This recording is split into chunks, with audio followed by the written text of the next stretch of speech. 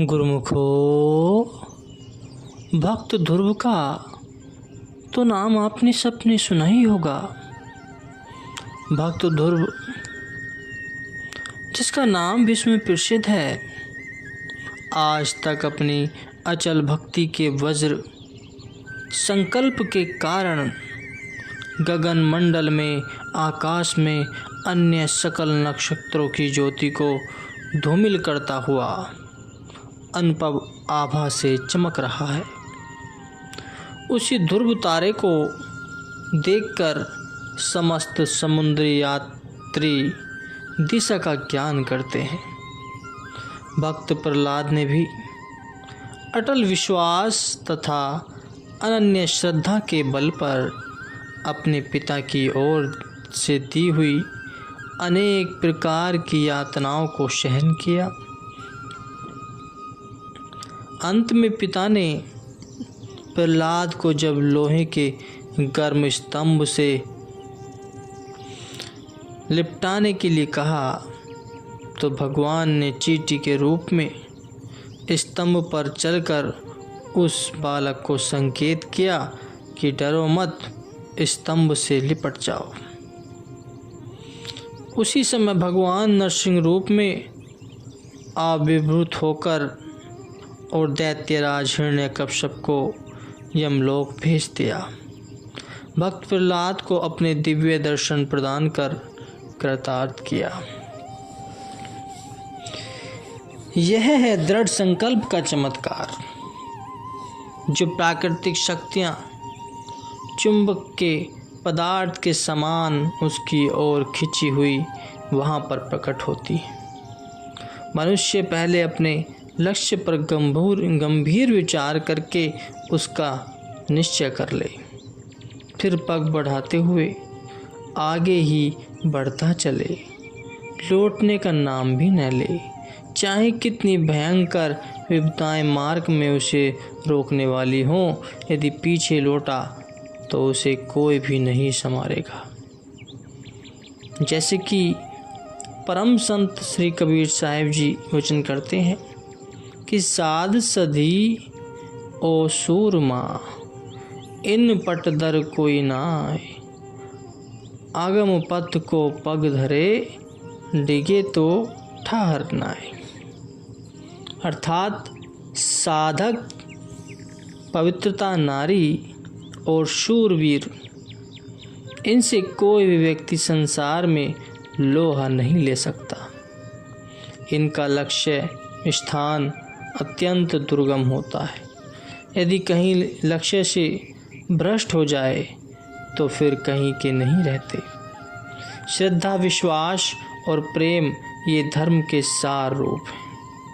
इन तीनों के सहारे पर ही हमारे जीवन का आधार है।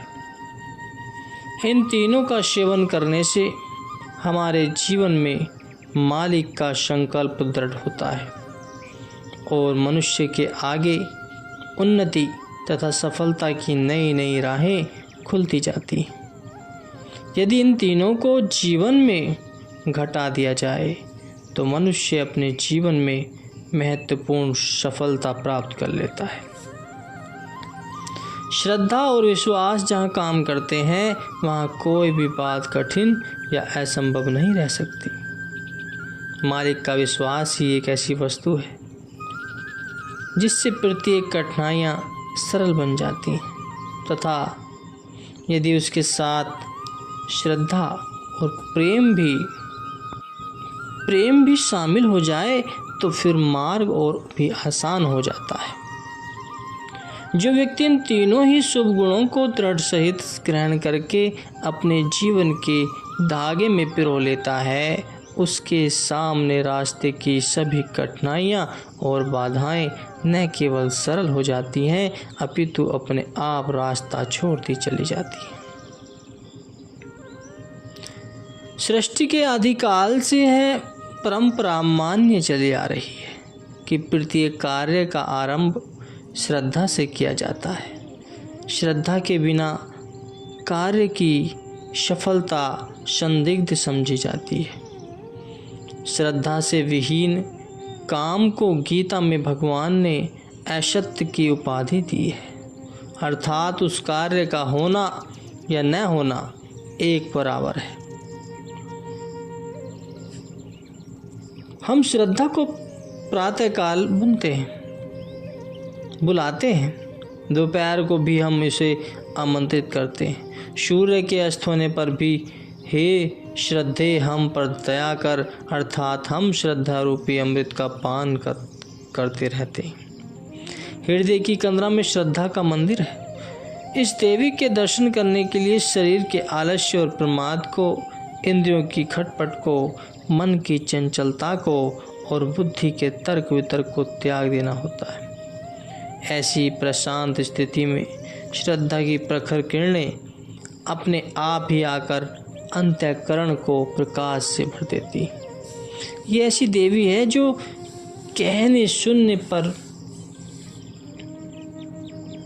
विश्वास नहीं करती, उसे तो करनी प्रिय है, कर्म प्रिय है। कर्मनिष्ठी कर्तव्यनिष्ठ पुरुष ही श्रद्धा के मंदिर में प्रेम का दीप जला सकता है। श्रद्धाहीन कुशल व्याख्याता उसके मंदिर में जाने का दम नहीं भर सकते। इसलिए इस क्षणभंगुर मानस देव में श्रद्धा की ही उपासना करें। इसको हृदय में अधिनिष्ठ किए बिना जीवन में की हुई संपूर्ण साधनाएं ढूंढ रह जाती हैं। बिना करने के कथनी ऐसी है जैसे बिना चंद्रमा के रात्रि, या साहस के बिना सूरवीर, अथवा आभूषण के बिना नारी। आचरण के बिना भाषण करते रहना तो एक ऐसा है जैसे कोई बांझ स्त्री पालने में कल्पित बालक को झुलाया करती है। जहाँ करनी ही नहीं वहाँ अभिष्ट वस्तु कहाँ से आएगी। इतने ही दम्भी अर्थात केवल दिखावा करने वाले लोग करने के बिना किए हुए आत्मज्ञान की कोरी चर्चा करते करते प्रयाण कर गए, परंतु संतों सत्पुरुषों का आदेश है कि जो कुछ कहो उसके अनुसार आचरण भी करो। जिन्होंने भी ऐसा किया वे ब्रह्म रूप ही हो गए। संत दादू दयाल जी उपदेश करते हैं कि मिश्री मिश्री कीजिए, मुख मीठा ना आई, मीठा तभी होएगा छिड़कावो माई। बातों ही पहुँचो नहीं, घर धुरी पयाना, मार्ग पंथी उठी चले, दादू सो सयाना। तो भाव यह है कि मिश्री मिश्री कहने से किसी को मुंह कभी मीठा नहीं हुआ है। मुंह तो मीठा तभी होगा जब उसमें मिश्री की डली डालोगे। चलने से तो डरे और दूर रहे। केवल बातों से ही क्या कोई घर पहुंच पाता है। पथिक तो चतुर वही कहा जाएगा जिसने चुपचाप अपना मार्ग पकड़ लिया। श्रद्धा में एक ऐसी प्रेरणादायिनी प्रबल शक्ति भरी है जो प्रभु के प्यारों को आठों याम उसी के स्मरण ध्यान और आराधना में लगाए रखती है। श्रद्धा एक ऐसी भूख है जो अपने समन के लिए प्रिय वस्तु तक पहुँचाए बिना चैन नहीं लेने देती। श्रद्धा है क्या? श्रद्धा क्या है? श्रद्धा वह प्रेम है जो भगवान के चरणों में किया जाता है। इस प्रेम में आदर सत्कार का भाव मिला रहता है। गुरु भक्ति में पूर्ण सफलता प्राप्त करने के लिए हृदय में अचल श्रद्धा का होना अनिवार्य है। श्रद्धा सहित ही सभी कार्य इष्ट देव भगवान जी को अति प्रिय लगते हैं। श्रद्धा ही परमात्मा के साक्षात्कार का सुगम साधन है। भवसागर को पार करने की अनोखी नाव है। श्रद्धा से ही भगवान के प्रत्यक्ष दर्शन हो सकते हैं। इसी श्रद्धा के द्वारा ही अंतःकरण में विश्वास की नींव पड़ती है। श्रद्धा और विश्वास जब इन दोनों का साहचर्य हो जाए तो प्रभु दर्शन में दो नैनों जैसा काम करते हैं। सिद्ध पुरुष इन दोनों का ही संबल लेकर निर्गुण ब्रह्म से एकाकार प्राप्त करते हैं। श्रद्धा और विश्वास के दोनों लोचन अंतर जगत का प्रत्यक्ष अवलोकन करा देते हैं। मन में स्थित काम, क्रोध, लोभ, अहंकार और मात्सर्य जैसा दुरांतान महाशक्तिशाली शत्रु को ये दहला देते हैं। उनकी एक एक चेष्टा सच्चे साधक से छिपी नहीं रहती। इस प्रकार की प्रबल साधना करते रहने से वे सच्चे साधक अंतर्हृदय में विराजमान ईश्वर का मधुर स्पर्श कर लेते हैं।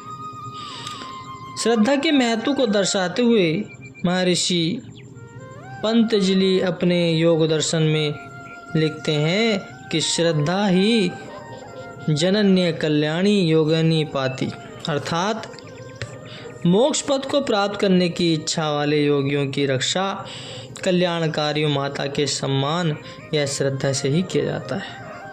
श्रद्धा के साथ यदि विश्वास की शक्ति भी कार्य करती हो तो सोने पर सुहागा हो जाता है। विश्वास के संबंध में उल्लेख करते हुए परम संत श्री कबीर साहिब जी कथन करते हैं, गाया जिन पाया नहीं अनगाए ते दूर, जिन गाया विश्वास गही ताके सदा हुजूर। कि विश्वासी पुरुष ही भगवान को प्रत्यक्ष कर लेता है। अखंड विश्वास ही विवश होकर भगवान भक्त की कठिनाइयों को क्षण भर में दूर कर देते हैं।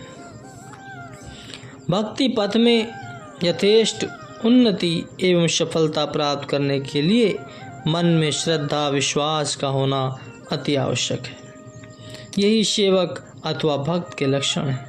जैसी जिसकी श्रद्धा होती है वैसा ही उसे फल प्राप्त होता है, तथा जैसा जिसका विश्वास होता है वैसी ही वह उन्नति एवं प्रगति करता है।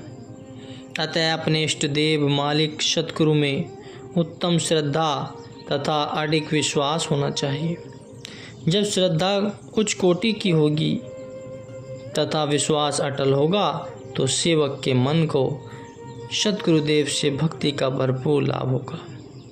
अन्यथा यदि श्रद्धा में न्यूनता और विश्वास में डगमगाहट होगी तो उस अवस्था में वह उच्च कोटि का लाभ जो सद्गुरु के पावन व्यक्तित्व से प्राप्त होना है वह पूरे का पूरा प्राप्त न हो सकेगा। संत सद्गुरु का परम पावन स्वरूप ही भक्ति का स्रोत एवं भंडार होता है। उनका काम ही जीवों को परमार्थी लाभ से लाभान्वित करना है। उनके परम पावन व्यक्तित्व से निरंतर भक्ति परमात्मा की किरणें फूटती रहती हैं। भक्ति की ज्योति रत्ना से दे दिव्यमान इन किरणों को अपने मन में समो लेना सेवक अथवा शिष्य का कर्तव्य है। किंतु दिव्यमान रश्मियों को अपने अंतर्मन में वही प्रेमी समा सकता है जिसके मन में सतगुरु के प्रति अपार श्रद्धा तथा अडिग विश्वास है।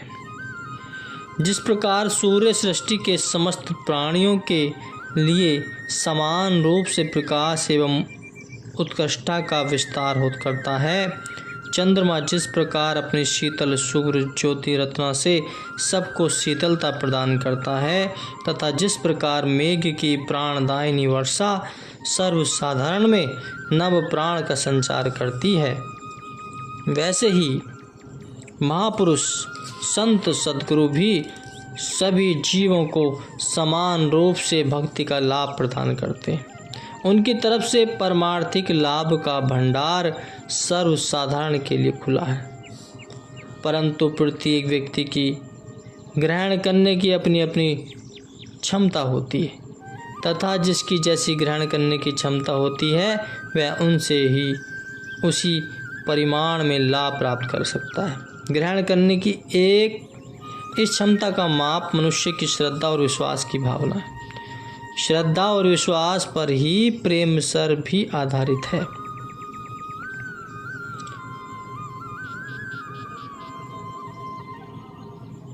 भगवान श्री कृष्ण जी महाराज गीता के उपदेश में कथन करते हैं कि जो जिस श्रद्धा भावना से मुझे पूजना चाहता है मैं उसकी उसी प्रकार श्रद्धा भावना को सुपुष्ट करता हूँ, ग्रहण करता हूँ तथा वह अपनी श्रद्धा के अनुरूप ही मुझसे भक्ति का लाभ प्राप्त करता है। समुद्र में अथाह जल भरा है, उसमें किसी प्रकार की कमी नहीं। कोई उसमें से कितना ही जल ले जाए वह कभी घटता नहीं, वह पूर्णतः भरपूर बन जाता है। जो कोई समुद्र में से जितना जल ले जाना चाहे उसे किसी प्रकार की रोक टोक नहीं। समुद्र का तो कुछ ही घटता बढ़ता नहीं है, परंतु उस भरपूर समुद्र में से प्रत्येक व्यक्ति उतना ही जल ले जा सकता है जितना बड़ा पात्र उसके पास होगा। जो व्यक्ति लोटा अथवा गिलास लेकर जाए वह लोटा भर या गिलास भर जल ला सकता है तथा अन्य कोई व्यक्ति यदि गागर लेकर जाए तो वह उसी परिमाण में जल भरकर ला सकता है। अब यदि कोई यह कहे कि सागर ने एक व्यक्ति को तो कम जल दिया तथा दूसरे को अधिक दे दिया, यह कहना सर्वथा असंगत होगा। समुद्र ने किसी पर कोई प्रतिबंध नहीं लगाया। उसके पास जितना बड़ा अथवा छोटा पात्र था उसने उतना ही भर पाया। उसमें गिला शिकायत का कोई प्रश्न नहीं उठता। न किसी का पक्षपात है न किसी के प्रति अन्याय है। यदि कोई ऐसा सोचे तो सर्वथा निरर्थक होगा, गलत होगा। ठीक इसी प्रकार महापुरुष तो भक्ति परमार्थ के अथाह सागर अथवा भंडार है। सेवक अथवा शिष्य का पात्र जितना बड़ा अथवा छोटा होगा उसी परिमाण में उसे उसके परम पावन स्वरूप से आध्यात्मिक शक्ति का जल प्राप्त हो सकता है। सेवक को चाहिए कि अपनी श्रद्धा का पात्र बड़ा बनाए, जिससे उन पूर्ण पुरुषों की दया से अधिकाधिक परिमाण में लाभान्वित हो सके। श्रद्धा ही भक्ति का सर्वाधिक महत्वपूर्ण तथा आवश्यक अंग है। इसके बिना भक्ति परमार्थ की कमाई हो सकना कठिन है। जब मन में श्रद्धा जागृत होती है तो सेवक का मन अपने इष्टदेव मालिक को छोड़कर किसी अन्य दिशा में नहीं जाता। किसी अन्य की ओर वह आकृष्ट हो ही नहीं सकता। तब सेवक के मन में एकमात्र इष्टदेव का ही आधार अथवा भरोसा रहता है। जब मन को इष्टदेव के चरणों का सच्चा सहारा एवं भरोसा मिल गया तो वह इस आधार को त्याग कर इधर उधर क्यों भटकेगा। उच्च कोटि की श्रद्धा का अर्थ ही यही है कि मन में इष्टदेव के प्रेम के अतिरिक्त किसी अन्य के प्रेम के लिए स्थान ही न रहे। परंतु अवस्था यदि उसके विपरीत है तो यदि मन डवाडोल रहता है तथा मालिक के प्रेम को छोड़कर इधर उधर सांसारिक विषयों अथवा मन मोह जनित संबंधों में भागता फिरता है तो फिर मौखिक रूप से श्रद्धा, विश्वास, सच्चाई और प्रेम का नाम लेना व्यर्थ है। अलबत्ता जब सेवक का मन सब ओर से सिमट कर सतगुरु के चरणों के प्रेम में स्थिर हो जाता है तभी कहना चाहिए कि मन में उच्च कोटि की श्रद्धा, विश्वास व सच्चे प्रेम ने स्थान बना लिया। नाम और भक्ति की लगन में श्रद्धा, विश्वास और प्रेम का सही स्थान है। वही स्थान है जो हमारे शरीर में प्राणों का है। जिस प्रकार प्राणों के बिना शरीर निर्जीव होता है वैसे ही श्रद्धा, विश्वास और प्रेम के बिना भक्ति की लगन में प्राणों का संचार नहीं हो सकता। वह निर्जीव ही रहती है। निष्प्राण देह का लाख श्रृंगार करो तथा उसे अत्यंत मूल्यवान सुंदर अति सुंदर आभूषणों से विभूषित कर दिया जाए तो भी वह देह निष्प्राण ही रहेगी और उसकी सब साज सज्जा निरर्थक होगी। इसी प्रकार श्रद्धा प्रेम से विहीन भक्ति की कल्पना भी निरर्थक है। सात्विक श्रद्धा और सात्विक प्रेम, यह दोनों जब तक मन में स्थान नहीं बना लेते तब तक मन में मोह, अज्ञान, वासना आदि का अंधकार व्याप्त रहता है। भक्ति परमार्थ के दिव्य प्रकाश को सुरति में समाव लेने हेतु श्रद्धा प्रेम का होना नितांत आवश्यक है। यदि मन में श्रद्धा और प्रेम न होगा तो सुरति सद्गुरु के सार शब्द में न रम सकेगी तथा जब तक सुरति शब्द में रम नहीं सकती और शब्द को पकड़ नहीं लेती तब तक वह मोह माया के अंधकार में भटकती और ठोकरें खाती रहती जाती है। इसलिए भक्ति करनी है तो श्रद्धा से करो। जिसके प्रति श्रद्धा न होगी, लगन नहीं होगी, वह भक्ति किस काम की।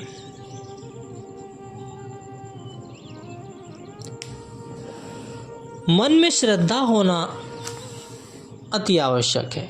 सद्गुरु से प्रेम करने के लिए श्रद्धा, सच्ची श्रद्धा होनी चाहिए। जो सच्ची श्रद्धा के साथ प्रेम करते हैं प्रभु उन पर कृपा अवश्य करते हैं। श्रद्धा से किया हुआ कार्य हमेशा सफल होता है।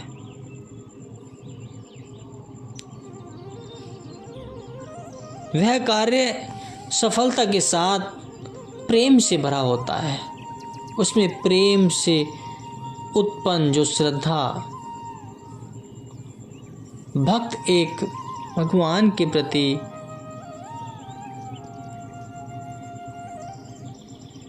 उत्पन्न करता है, वह भगवान को बहुत प्यारे लगती है। भगवान खुश रहते हैं। जो सच्ची श्रद्धा से अपने इष्ट देव को याद करता है, प्रभु उनकी श्रद्धा, प्रेम भरी सच्ची श्रद्धा को देखकर दौड़े चले आते हैं गुरुमुख।